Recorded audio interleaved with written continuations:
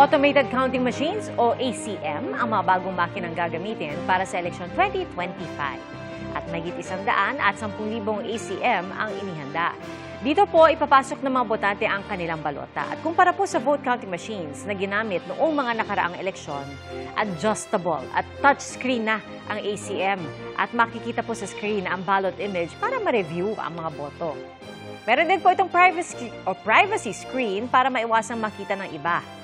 Ang baterya ng ACM kayang tumagal ng 14 na oras. Meron po itong auto-align at auto-correct features para maiwasan ang paper jam at mapabilis ang pag-scan ng balota.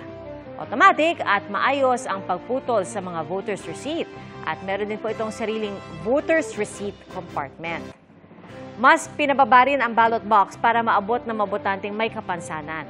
At meron ding headphones para naman matulungan sa pagboto ang mga persons with disabilities at senior citizens. Pagkatapos po ng botohan, sabay-sabay itatransmit ang resulta nito sa 7 servers. Meron pong advanced encryption standard ito para maprotektahan ang mga datos at hindi ma-hack. Mga kapuso, maging una sa saksi. Mag-subscribe sa GMA Integrated News sa YouTube para sa iba't ibang balita.